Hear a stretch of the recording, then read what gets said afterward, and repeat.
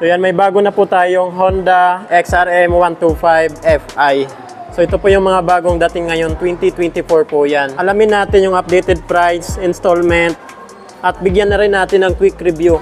Bakit Honda XRM 125 Fi pa rin yung kukunin natin ngayong 2024?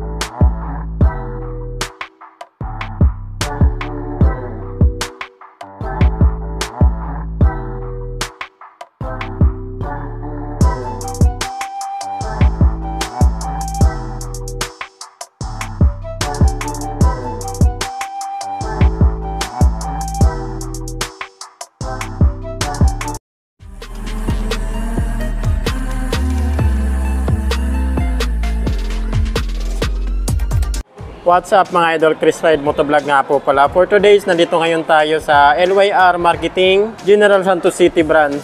And may bago na po tayong Honda XRM 125 Fi. So ito po yung mga bagong dating ngayon, 2024 po yan. So ito po yung DS Dual Sport. Kung sa variant niya, ito yung standard. Alamin natin yung updated price, installment, at bigyan na rin natin ng quick review. Bakit Honda XRM 125 Fi pa rin yung kukunin natin ngayong 2024? Tatlong variant po kasi ang Honda XRM 125. Isang Motard, DS-X at DS. So ito pong nasa harapan natin, ito po yung DS. Dual Sport, single disc brake. Sa likod naman, drum brake na po yan. Tatlong kulay po yung available natin dito mga idol. Combination ng glossy black, red. Ito naman po yung glossy black natin. So ito naman po yung XRM 125 natin na DS na kulay blue. Naka-glossy blue po yan. Then ito naman po yung decals niya. Napaka-sporty po ng decals niya mga idol. Mas pinanipis at minimal na lang talaga yung ano niya, yung sticker niya dito. Bagay na bagay talaga yung pormahan niya.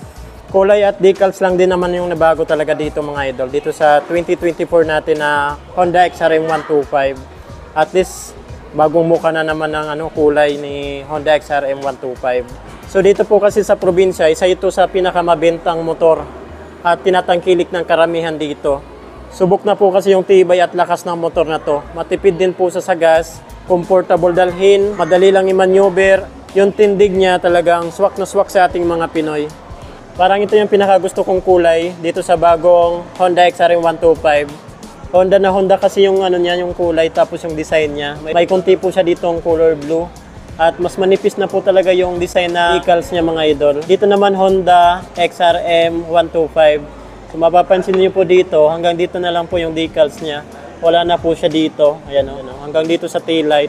Pagdating naman po sa makina nito mga idol, naka 125cc, naka 4-stroke, 2 valve, single overhead cam. Ang cooling system naman po nito mga idol ay air-cooled. So ito po ay fuel injection na, napakatipid po nito sa gas. Pagdating sa headlight niya, naka-glossy black po ito. Napaka-sporty na po ng design niya. Parehas na po sa doon sa CRF 150L, yung design ng head niya. Sa headlight naman po nito mga idol, naka-halogen bulb at meron na rin po siyang daytime running lights. Dalawa na po yung bulb niyan. Sa signal light naman po nito, naka-bulb type pa rin po yan. Naka-clear lens. So ito po yung small version ng CRF 150L. So ito naman po yung front fender niya. At meron po sa dito sa likod niya, oh. Napakahaba rin mga idol. Okay na okay kasi hindi masyadong matatalsikan ng dumi yung makina natin. Sa front suspension naman po nito, naka-telescopic pa rin po siya. Napakahaba niyan. Ayan, napakasulit niyan mga idol. Talagang tumatagal yung mga front suspension ng Honda. Napaka-smooth pa. And dito naman naka-glossy black. Ito naman po yung design ng tire niya. Naka-dual sport. Pwede pang highway, pwede pang semi-off-road. Ang size naman po pala nito ay 2.50 by 17. Yan, 17 inches po yung laki ng rim niya. Stainless steel din po ito. Napakasulid niyan. Hindi yan basta-basta kinakalawang mga idol. Pagdating naman po sa braking system niya dito sa harapan, naka-hydraulic disc brake, naka-single pot piston caliper po siya. So ito naman po yung design ng disc niya. Dito naman po tayo sa tail light at brake light niya. Pag tinignan natin pa side, napakatulis niya po mga idol. Ito naman po yung grab bar niya, naka-glossy black. So, ganun pa rin naman yung design ng taillight at brake light niya. Lahat po ito naka-halogen bulb. Ayan, halogen bulb pa rin po yan. Maganda pa rin kasi hindi nakahiwalay yung signal light niya. Nakakabit pa rin po siya dito. Okay na okay yan. Reflectorize niya. Sticker ng Honda. At maganda rin po yung pagkakadesign ng back fender niya. Plastic po siya na makapal. Dito naman yung lagayan natin ng plate. Pagdating po sa muffler niya, kulay black na po yung ano niya, heat guard. Kulay black na metal. Ayan po, metal po siya, hindi po sa plastic. Sa suspension po nito sa likuran, naka-dual shock po ito. Okay na okay po yung performance niyan.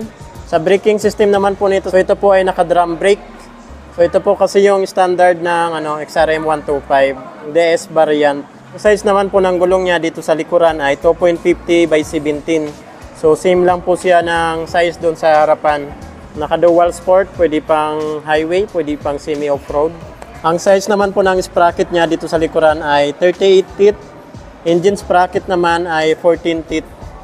So ito po ay semi-automatic motorcycle. Pag sinabi naman natin semi-automatic motorcycle, wala po yung clutch, pero meron po yung gear shifter. Ayan o. Dito po tayo nag-shift ng gear, so ito po ay naka 4 speed. Lahat po ito down. Dumako naman po tayo dito sa handlebar niya. Napakataas niya po mga idol. Tapos naka-glossy black din po yung paint ng niya, nitong handlebar niya. So makikita natin sa left side, dito po yung high beam, low beam, turn signal light, horn. Napakaganda ng hand grip niya.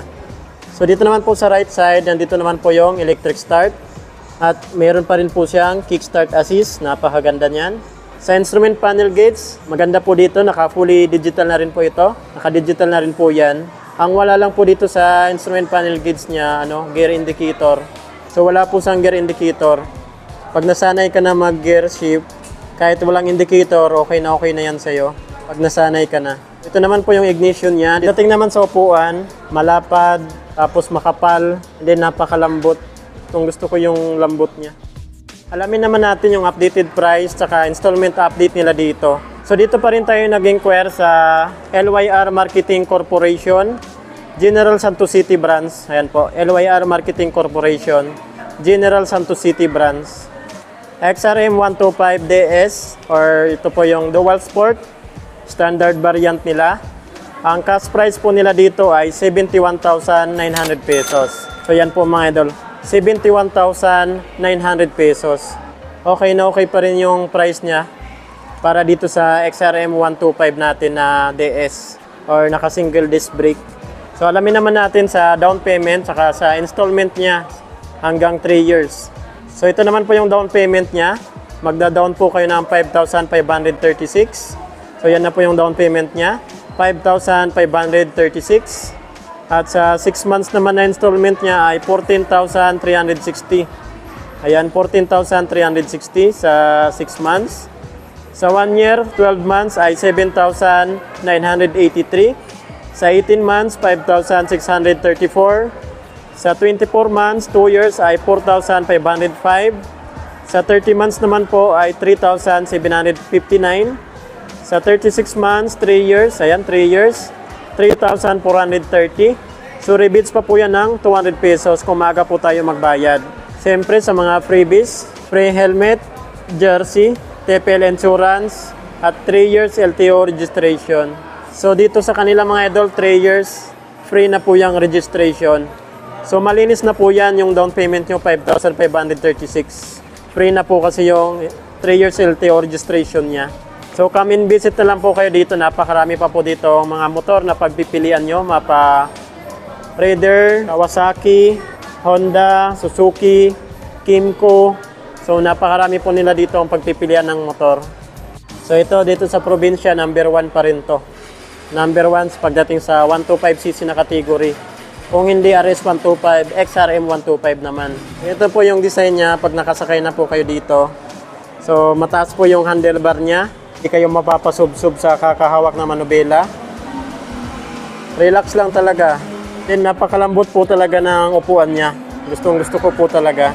Sa front suspension, napakalambot din. Ganda oh. Madali lang talaga yung maneuver itong motor na to. Mag-aandalhin lang talaga. Kung may mga ipapa-inquire pa po kayo sa akin na motor, comment nyo na lang po sa comment section natin video. Ride safe po tayo palagi. Chris Ride Motovlog. God bless and peace yo.